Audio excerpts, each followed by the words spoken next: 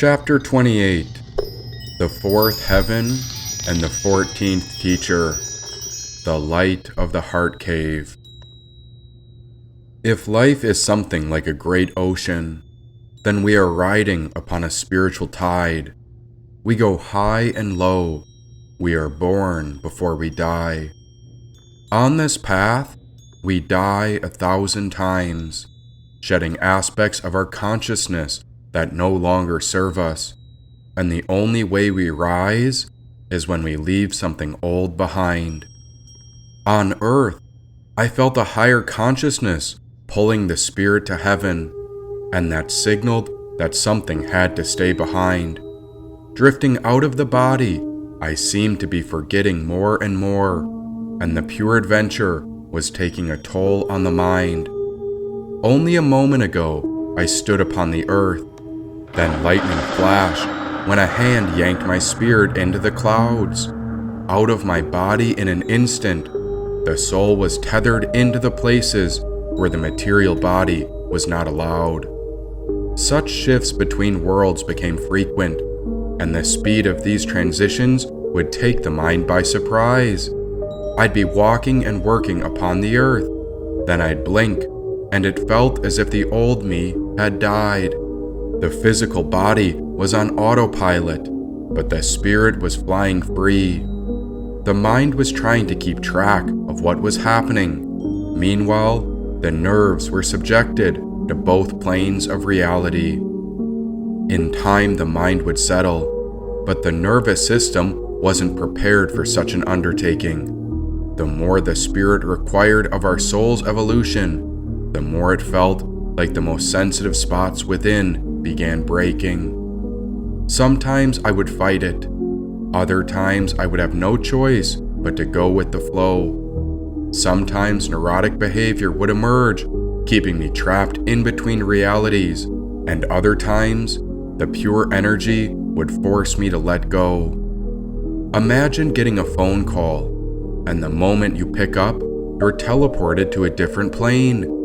There you find yourself in a new predicament, a new life, a new identity, and now some soul you've never met is calling you by a new name. Picture a TV, and someone has the remote control to your mind.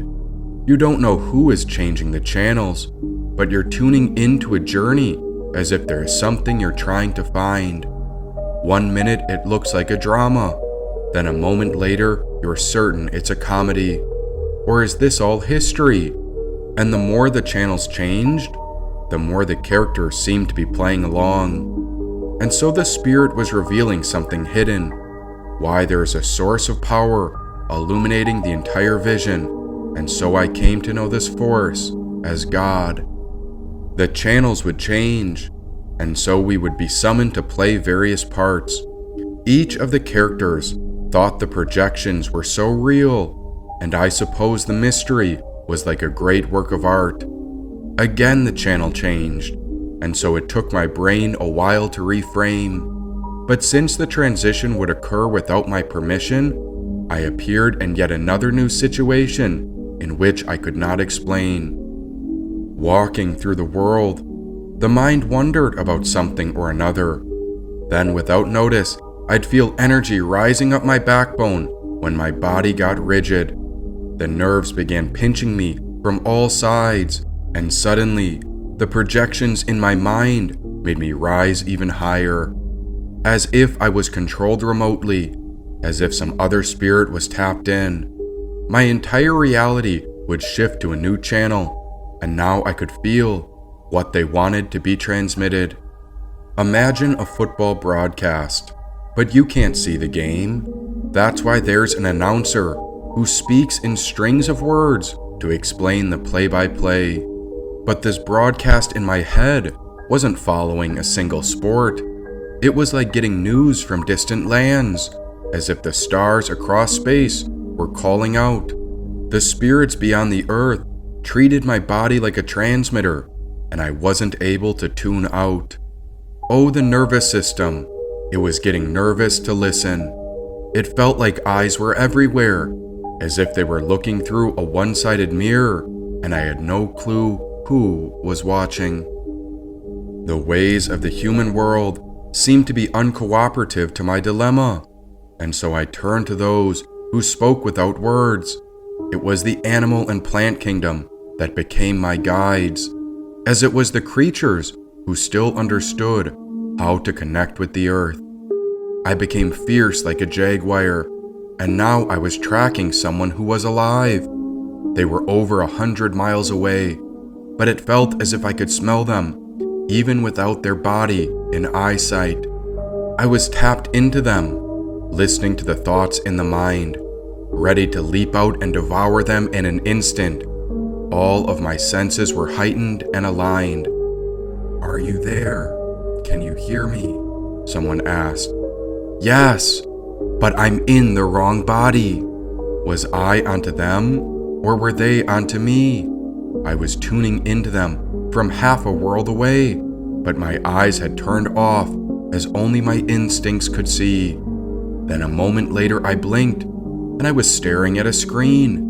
And even though my eyes were open, it felt as if I'd been caught in another dream. I began to talk and respond with words, but something within was tuned into somewhere else. Operating on autopilot, this skin suit was just something I wore out. But that jaguar might be back. I'd prowl to the kitchen to eat something, but again I'd lose track. Something out there pulled me into another channel, and after who knows how long, I saw the cup in my hand was overflowing. I needed to breathe, because things were happening in synchronistic patterns in which my logic wouldn't believe. It was like I was seeing things, but rather it was all coming from an intuitive feeling. Imagine if someone took you out of your body, and then they blocked off your human sight. Eventually, you'd have to venture out to see where you were if you wanted to survive. That's what it felt like, surviving the very best I could, feeling the way through the mystery, unaware of how to open my actual eyes and look. And so I would feel around. Then every so often, I'd stumble upon a grand realization. Once I touched it, my inner eye would shoot open, and suddenly I'd be gazing into an awakening. This awakening was a revelation, something far more important than real life. These were ancient signs, symbols, or features, and it would catch me by surprise, as if heaven sent. Sometimes there were warnings from under the earth. Everything around me had a surreal meaning, and I would try to make sense of what I found by writing it down with words. Sometimes it was not a symbol or sign, but I would find an actual spirit. More and more of the spirits would take hold of me, and there they would lead us. Imagine if you were a car, and someone hopped in the driver's seat. Now they were in control, and I was along, gazing out the window at the scenery. In this case, we were driving around the apartment, and the spirit seemed to be curious about a certain book. My hands opened it to a deliberate page, and right here was the answer, and all I had to do was look. Writing words down became important, because only words can tell you how it all felt, whereas a picture or video could capture it. But I couldn't film it with a camera, and so words were the way that all these revelations were expressed. When something or someone would grab me, it was like a radio picking up a signal. It was difficult to focus on the outward reality, because something mysterious was happening within. Again, it felt like a hand reached down out of the sky, and this time, it yanked me all the way back into heaven. A giant shockwave rattled my nervous system. Once the material world around me disappeared, I was in shock, and I began to hiss like a fierce cat, for there were disembodied strangers right here. Calm down, said a bearded man, but I wouldn't let it go. It felt like these beings in heaven were operating on me, as if I was programmed to their remote control. Do you know where you are? He asked. I hissed again, and I felt my ears go back. Hair rose upon my spine, and I was ready to attack. Do you know who you are?" asked the bearded man. I looked down at my paws, and I had dark spots under my dark fur. I knew exactly who I was. "Jaguar." "We may have lost her this time. We've got to get her mind to adapt. The spiritual energy is affecting her thought patterns. She's been traveling between heaven and earth too fast," said the bearded man. Ready to devour him? Just then I felt someone place a rope around my neck. Thrashing and clawing at all sides, I was caught in a primal reflex. Just then they led me into a cage, and so I backed away with my fangs opening from the corner. I was hissing at them again, for they were all ethereal foreigners. "We're going to need backup. Someone should call for Saraswati," said another man. Let's give her a moment and see what she remembers. A woman paused. "I'm in the wrong body." I yelled. They took a deep breath in, then they let it out. Meanwhile, more and more spirits of all sorts came in to have a look, and now there were too many of them to count. "You've left your body, but we're going to get you back. You just need to calm down for a little bit, and you're going to have to prove that we can trust you, so we know that you won't attack," said the bearded man. Time passed slowly, and so I would nap. Sometimes I'd get so upset, but after long enough, my own spirit seemed to get drained and I'd collapse. Eventually I'd snap back, but how come I couldn't go back to Earth? And after what felt like a long time, I began to wonder if I was caged in a giant temple, mosque, or church. How did she get here? It's not the usual spiritual traveler. You'd think she'd be more mindful to be in heaven. How come she isn't perfectly aware? Asked one of the sages. Well, you can spend a few hours in heaven by ingesting the right mushrooms, or you can get here with prayer or meditation. But this one has a history of using Earth to elevate her spiritual self. Yet she seems to be summoned here for a unique situation," said a divine woman. "What type of situation?" Asked a saint. "Something is happening in her world, and it's quite obvious that a development is rapidly progressing. She wouldn't be brought here all of a sudden unless it was urgent. The only way such a soul could appear is if there was a great spiritual quickening," she said. "What do you mean? You think there's a quickening upon her world?" asked someone else. Usually when a world is going through an awakening, we send down a great being. Jesus, Krishna, Muhammad, Shiva, and Moses were all messengers and prophets. That way, a common man and woman can interpret the signs sent from heaven to gain an earthly realization. And through this, the prophet helps the humans retain such meaning. Depending on the needs of the world, a unique saint of the soul is called for. Usually we'd send a being to generate peace, love, or compassion, so that the world's goodness may be restored. Other times, the situation would be different, and so a lost world must understand how they have lost sight of God's path. That leads Shiva or Rudra to arrive and destroy the old ways. The people might call such a situation God's wrath.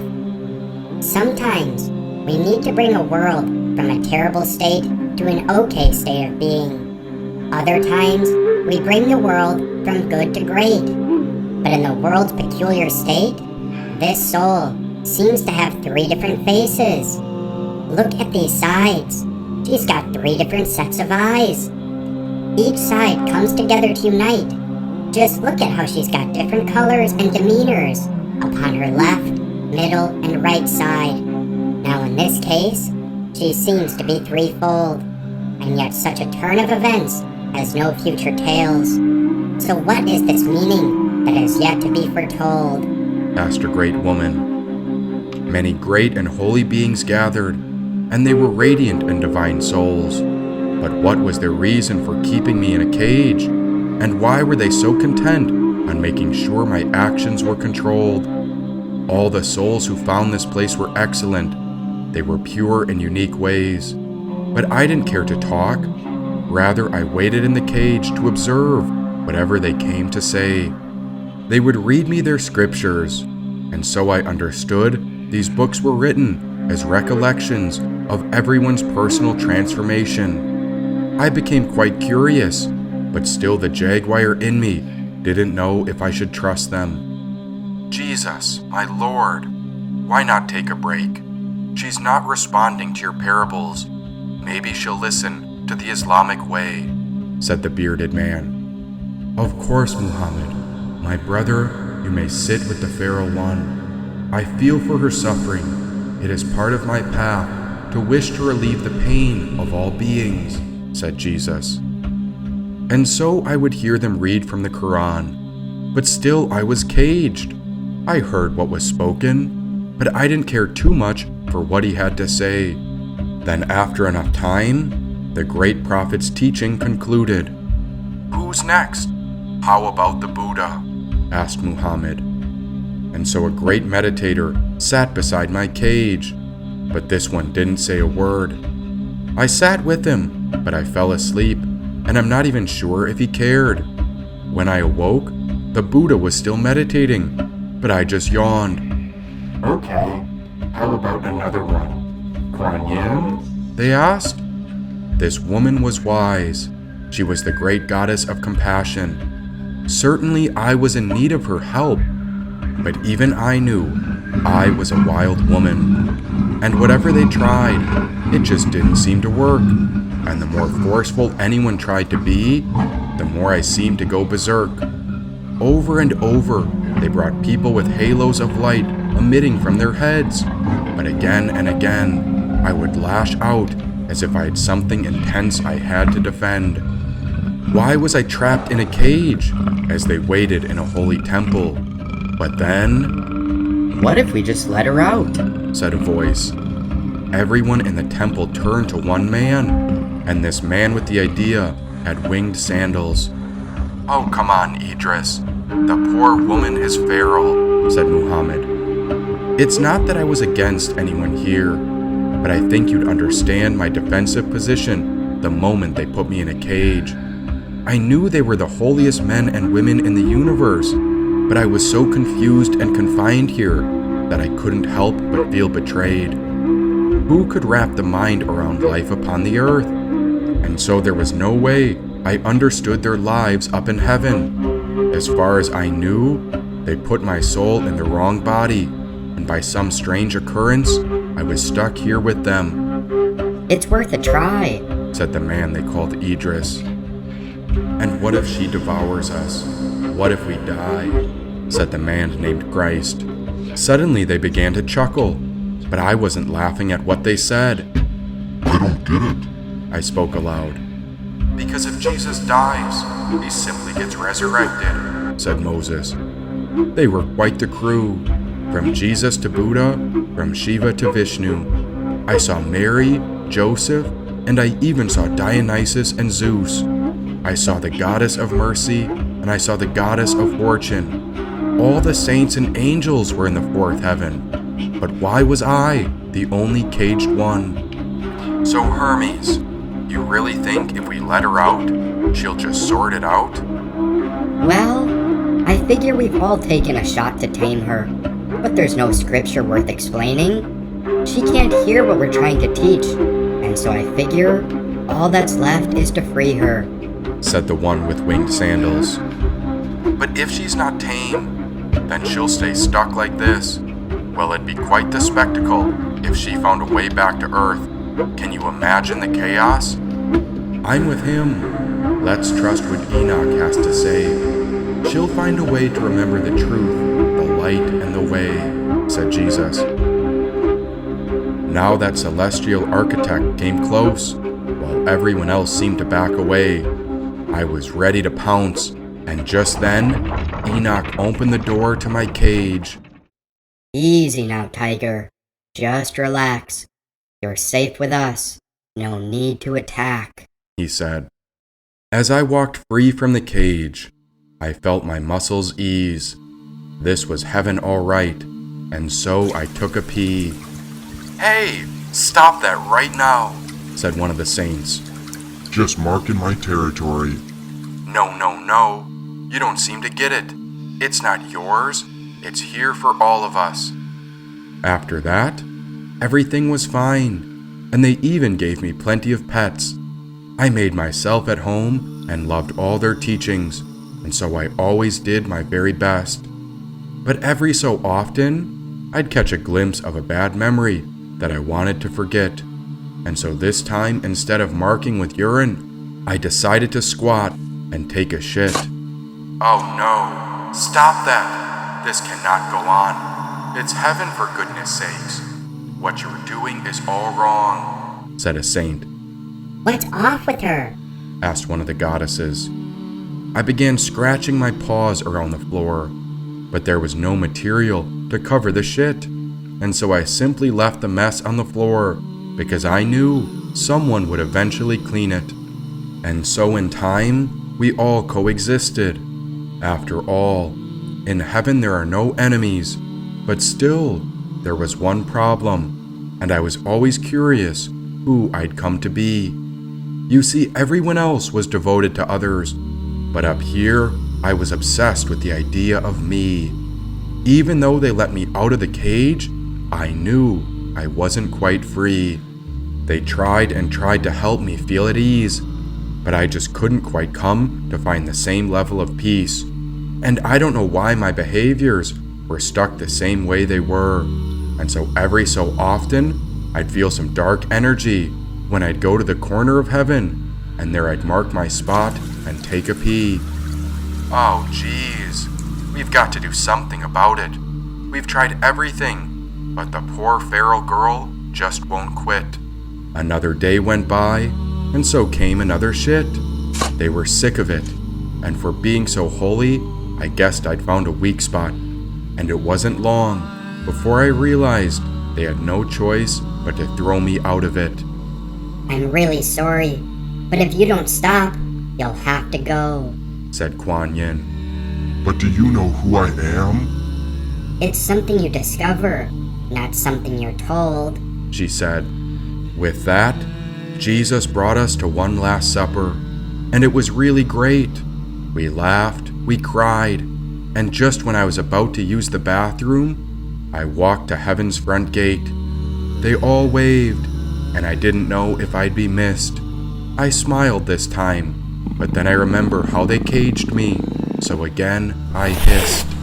Oh, I was stuck with something terrible, and I didn't know if it was good. Oh, that's it. I'm stuck in egohood. It was a long road from here, and I didn't even know my own name. I started hitchhiking by myself, and so I walked alone upon the cosmic highway. I wasn't quite happy, and I'm not sure if I was sad. Of course I missed being close to Jesus, Buddha, Lakshmi, and Prophet Muhammad. But in truth, I must have made their lives a living hell. I don't think I wanted to leave them behind, but we all knew the truth, and nobody knew how to help. It became a lonely journey. I suppose you could say I felt misunderstood.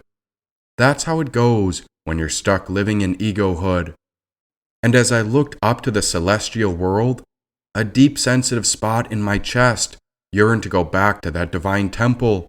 But my goodness, I threw my own self out, mostly because I wasn't a perfect example. I searched everywhere I could, but there was nothing I ever seemed to find. And so I put my paws together to pray, and so I whispered, Please, God, we need a sign. At once a fruit hit me in the head, but I wasn't sure where it had come from. Then I looked up at the stars and saw a great plaid blanket with millions of threads from which an old monkey hung. Why, yes, that was a monkey. And what was he doing here? I felt great peace, knowing I wasn't alone in this celestial jungle. And as the monkey came closer, I seemed to feel the opposite of fear. Totally calm, and I smiled, even though I didn't understand. Hey, who are you? I asked the monkey. He stayed silent, and so I was quite curious as to who he was. At first, I didn't feel any apprehension towards him, and the longer I looked, the longer I felt a sense of presence, grace, and love. There came a feeling of ease. Since being around him, there was total peace. And although I was lost somewhere in the cosmos, under him, I felt completely free. What are you doing? He pointed to the temple I'd come out from, and upon it there were 3 peaks. What is it? Still he did not speak, yet I knew he was a divine being. In his arm was a type of mace, and so this baton was a weapon, which some knew as a gada. But what was he doing? Protector of Rama, the wind whispered. Was it his voice that spoke? Or how did I hear the cosmic wind? It was as if he could listen to what I was thinking, as if he could hear me from within. While he wore a plaid blanket around his body, he was not someone you would want to mess with. For goodness sakes, one of his hands was raised with a flat palm, while the other hand had a weapon in it. Sitting below him, I tried to listen. Not much speaking, but soon I think I came to understand him. This monkey was the one who faced very difficult odds, and this wasn't just once or twice. For as many threads as there were in the blanket, it seemed that was the number of times he had saved someone's life. And as I looked closer, that blanket of his stretched on forever. And so I began to silently observe. That's when I realized he was a divine protector. Hey, who are you? I asked the monkey. Then the wind said, Hanuman. Looking over the temple of heaven, Hanuman was always awake, and so I was very curious of his unique soul that kept me near to him. And then one night, he wandered deep into a cave. As soon as he vanished, I felt cold and lonely without him, and so I followed his tail to the edge of the cave where a verse was written.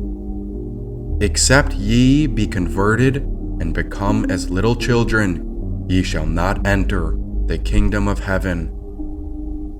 Now this monkey never told me what to do, but I chose to observe. He was a guardian over the kingdom of heaven. He was a great protector that had come to serve. Surrender. What are you giving up? Or you could go wait on earth and live for another 60 or 70 years at best, a voice whispered. What am I giving it up for? Eternal union with pure energy and pure light, because surrender means you no longer die. That's what it means. The you that lives and dies is your ego, and fear of death only comes through the brittleness of the ego. Surrender, surrender, total surrender. Then there's no more of you, no more of life and death, the voice whispered.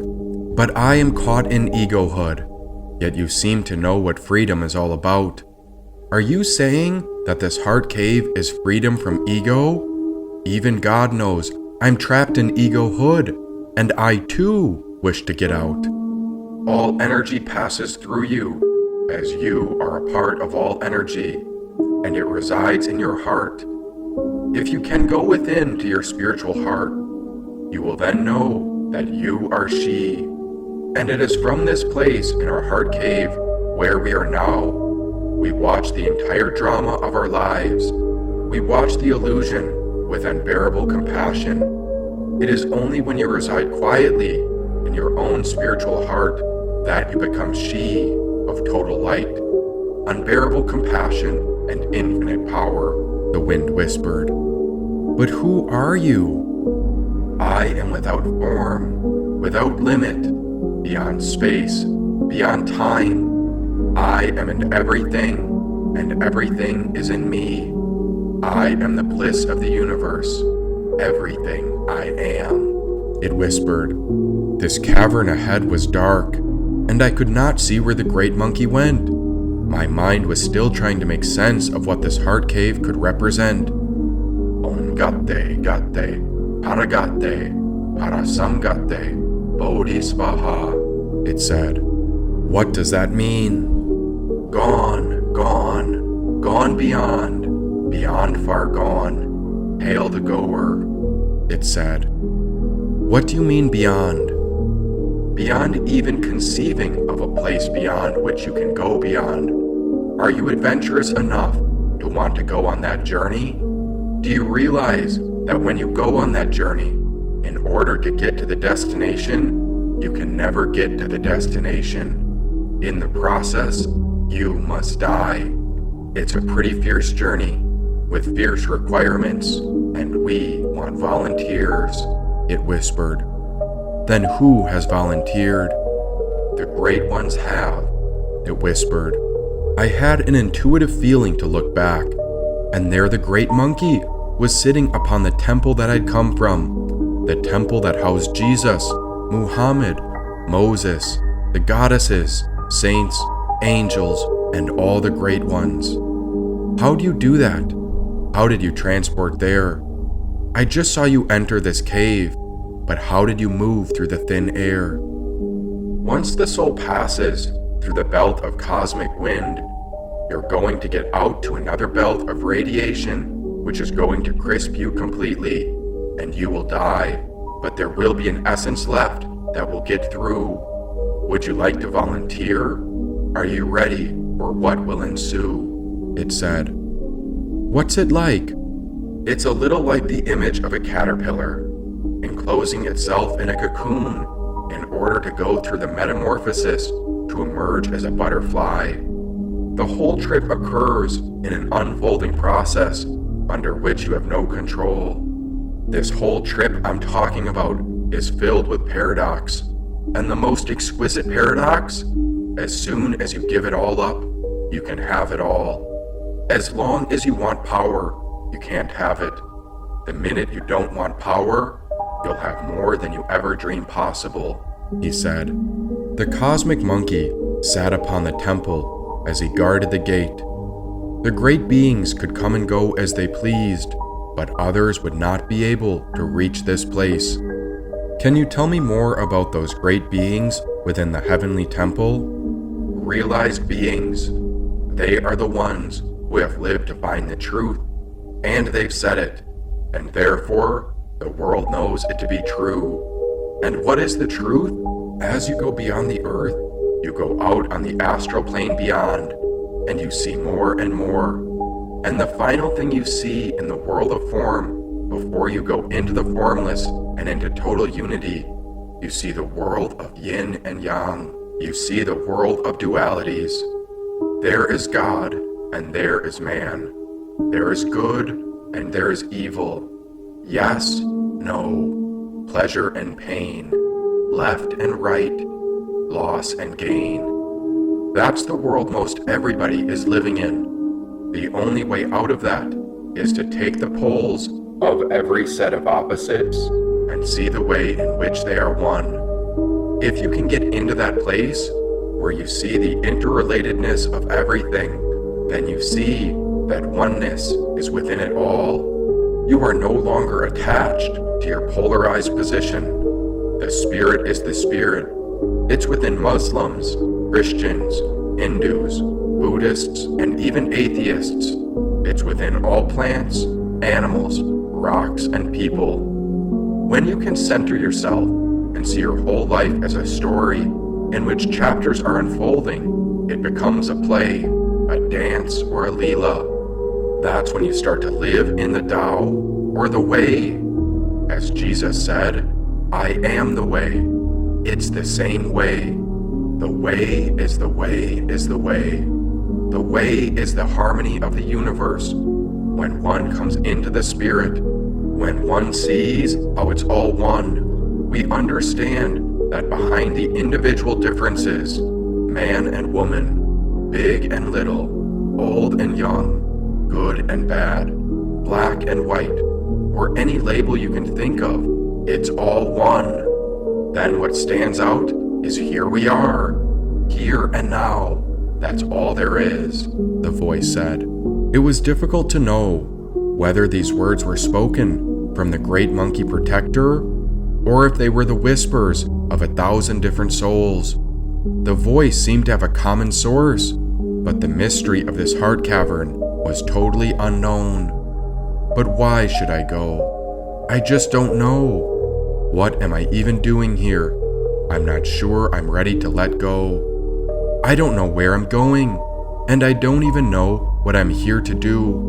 Why, you said to go upon this journey one must die, but why would that be something that anyone willingly goes through? If you want to put fresh milk in a cup, you have to wash it first, otherwise the milk will turn sour.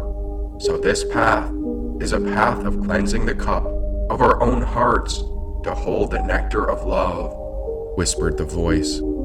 Now my mind had so much to say, and each thought I felt my emotions being swayed. Right when I almost had the courage to enter into the heart space, a new thought would arise, leaving my emotional state betrayed. It felt like a fight all right, and why wouldn't I go in? The fighting was happening inside of my own soul, but who was going to win? And why wouldn't the mind settle down? It spun around and around. I tried to look for an answer, but where could the right answer be found? Up and down, back and forth. I looked back and behind me. Then I peered into the cavern of the heart. You can't escape it, because it's in your head. That's what you're trying to escape. And so the only way to get away is to change what's within your head. Simple as that. You want to change your environment? You've got to change your head, it whispered. It felt as if I'd been locked in a prison, and yet there were no bars or cages confining me. Then how was I stuck, and how could I get free? Don't you see? The voice whispered. See what? I turned closer toward the cavern of the heart, and now the monkey stood before me. Suddenly, his form changed, and there I saw a man covered in a plaid blanket, and this man was totally free. When you meet a being who is centered, you always know it. You feel a sort of calm emanation. It always touches you in that place where you feel calm. Find that place inside of yourself, always right here, right in your spiritual heart, he whispered. He is pure. He is just like a crystal. He is beautiful. He is exquisitely articulated. He taught me everything I was ready to learn. Yet somehow this man, this great monkey, was beyond all form. A moment later, I knelt before his feet when I heard him say, "Ciao," he said. And with that, I was ready to journey into the cave. I left him an offering. There I set an apple, an orange, and a banana beside his feet. It was all I had left at the time. Plus, I didn't know what a monkey might need except for a snack to eat. He took a bite of the offering. But who are you? The breath of God, he whispered.